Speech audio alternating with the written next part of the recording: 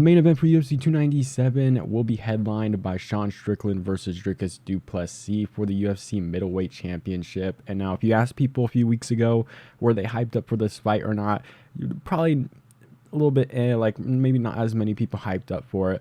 But after that seasonal press conference, a lot of people are looking forward to this matchup. It got super interesting, of course. A lot of personal stuff that got said at that press conference, and Sean Strickland got pretty heated. You never really saw that side of Sean Strickland, and they got a fight in the crowd during UFC 296. So this matchup is actually super interesting at this point. I thought it was pretty interesting initially, but I think with a lot of the animosity between the two, I think it could be a lot better, especially in the lead up to this fight. I think it could be a lot more fun. And by the way, the UFC definitely put these guys together for a reason. I was even thinking the same thing. I was at UFC 296 and I saw them. I was like, wait, what is Sean Strickland and Dricus doing two sitting right next to each other? I can't imagine that would go well. And then there you go. They show the camera and then they cut next to Sean Strickland and then they start fighting. And of course, ESPN has their camera ready and everything like that. I'm not saying it was a plant or they planned it out, or Sean Strickland not really landing too many hard shots. Like, let's be real. I'm not going to say they're WWE punches, but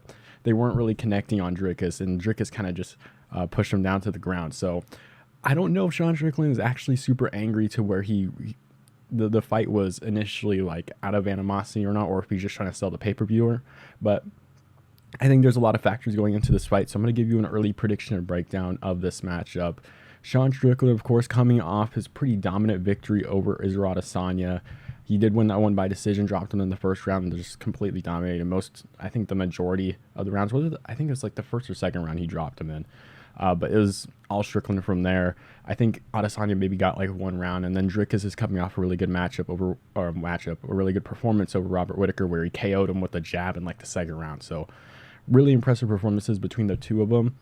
Of course, I think after that press conference, I was actually kind of thinking like Sean Strickland would win this one because he is super defensive. You saw that in that Israel Adesanya fight. I thought with Sean Strickland, I knew he had the ability to walk guys down and kind of just bat it away or whatever. I didn't think he was going to do that against Israel Adesanya, who's super lengthy and could really just destroy his legs, because he kind of froze up against Alex Pereira. I know the left hook and a lot of the power that Alex Pereira did have, and when I say freeze up, he wasn't like moving forward, like he wasn't trying to walk him down. He did do that against Israel Adesanya, was pretty defensively aware, was able to block every teep, was able to check kicks. Like, that was super crazy for Sean Strickland because he's been known to get hit with a lot of leg kicks. So that was a pretty big difference maker in that fight for Sean Strickland. And I was initially thinking, like, you know what, Sean Strickland, super defensive guy. Dricus, you still don't really know about that gas tank. I know the elevation is actually a little bit higher from where Dricus Du Plessis does train. I know he did get his nostril fixed, but it is, I mean, maybe he just fights really weird. So I won't say there's going to be a cardio issue for Dricus. However, I think a Sean Strickland who's more defensively aware would do really well against Dricus. But after you saw what happened at the press conference, a emotional Sean Strickland is not what you want at all in this fight, because Dricus has tons of power in his hands. He's super strong. You saw it in that Robert Whittaker fight. He's able to take down Robert Whittaker with a headlock. Like, that is absolutely insane. Robert Whittaker's takedown defense is crazy, and he just took him down with a headlock. Absolutely insane. And then, of course, the power in his hands, knocked out Whittaker with a jab. I know Whittaker weirdly gets hurt by jabs. I don't understand it, but it is a thing. He does have some weird, like a really weird fighting style.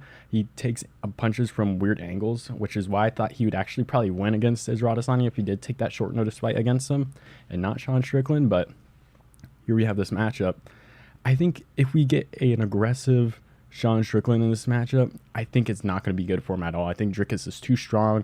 I think even in the grappling, if Dricus decided to take down Sean Strickland, I know Sean Strickland does have good takedown defense and kind of knows what he's doing on the ground as like a black belt in jiu-jitsu or whatever. I still think Dricus is going to be strong enough to kind of just hold him in a position or at least get some damage done, because even Abbas Magomedov, I know he's Dagestani or he's German or whatever. He was able to get down Sean Strickland. I think he even took his back at one point. So I think Dricus does have the ability to take down Sean Strickland in this fight if he wants to. I am still kind of worried about the cardio of Dricus. I don't think it's as bad as what people thought it was. However, I do think he is such a big dude and he is super strong. I think it could be a problem towards the end of this fight, like as the rounds go on. But I do think an aggressive Sean Strickland is not going to be beneficial for him at all. I think he could definitely get caught. We know Sean Strickland doesn't have like an iron chin. His chin isn't necessarily bad or anything like that, but we know Dricus Du Plessis does have some insane power in his hands. So I think he might be able to catch Sean Strickland if Sean Strickland is aggressive. However, see, I'd love to make a pick here because half of me is saying like, if Sean Strickland does this, he can get caught super easily. And emotional Sean Strickland is not good for this fight. However, I can see Sean Strickland with the great coaching he does have that he doesn't follow. Well, now I think about it, I am going to go with Dricus probably by finish. By KO maybe in like the third or fourth round if we see an emotional Sean Strickland, because I'm just going to be honest, he really doesn't listen to his coach at all. I mean, he does make some adjustments. Like he did make adjustments in the Israel Adesanya fight. Israel Adesanya definitely said stuff like about the coaching, how he did make some adjustments defensively on the feet. However, he's not going to shoot for takedowns. That's one of those things that I guess maybe it's just the takedowns that he doesn't listen to his coach. But I mean, maybe if his coach tells him like, be calm out there, don't be super emotional, kind of just hold back a little bit more, don't leave openings for Dricus in this matchup, maybe that'll help him. I think I might go with Sean Strickland here. I probably should have thought of someone to pick here, but I'm kind of like convincing myself to go either way because I was kind of Dricus, but I do think Sean Strickland is like a really weird fighter to where I think he's kind of smart, but kind of dumb at the same time. Like I picked him against Alex Pereira, and I was like, oh, he can take them down, submit him or whatever like that, or even make it to a decision just by taking down Alex Pereira. We know he has good takedowns and is good on the ground. Didn't happen. He got KO'd because he kept on the feet. I believe he attempted a takedown against him Mavov, I want to say, or like Cannonier or something like that. Good performances there, of course. But I don't know. It's really weird with Sean Strickland. You never really know what he's willing to do out there and like his fighting style in general. But I will say, fighting style per fighting style, remove any emotions out of there, I think I probably will go with Strickland. I know Dricus is super strong. However, I think as these fights go on, I think Sean Strickland is going to look a lot better. I think he's more defensively aware than people may give him some props for. The fact that he was able to check those kicks, I think, is a pretty big plus. And I think if he's able to develop some more of the defensive awareness on the feet, I think that's going to help him quite a bit.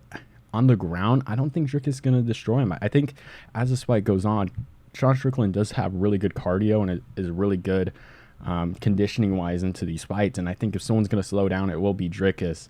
And I think eventually he will get kind of sloppy out there and maybe Sean Strickland will have an opening to finish Dricus Du Plessis. So I am going to go with Sean Strickland in this fight. I am switching my pick from what I actually entered this video thinking. 45% to 55% on Tapology here. It is an early prediction, so it can definitely change. There's a lot of factors again. If Sean Strickland does go out there emotional, does get aggressive, does try to walk down Dricus, I think he's going to get caught and put out. However, I think if Sean Strickland is the guy who's super defensive, like we saw kind of in the Israel Adesanya fight, plays a more defensive game plan here, and I think if he plays the long game in this fight, I think he's going to look a lot better in the later rounds here. Although Dricus does take some really weird angles, I can see him definitely catching Sean Strickland, but Sean Strickland is also a very weird guy defensively as well. So I am going to go Sean Strickland here by finish in the fourth or fifth round. I think Dricus actually tires out. I think he'll eventually start shooting takedowns, and I think Sean Strickland is going to be stuffing it. Maybe like take the back, hold him against the fence, and just start pounding on him, kind of like what Dricus did to Darren Till, but obviously not as elongated because Darren Till was kind of just hanging in there and then Dricus was getting tired. But I can see Sean Strickland like getting taken down early on, but then being super defensive and then kind of just stuffing some of the takedowns, and Dricus just starts to tire out a little bit more because he's not going to be able to get these takedowns.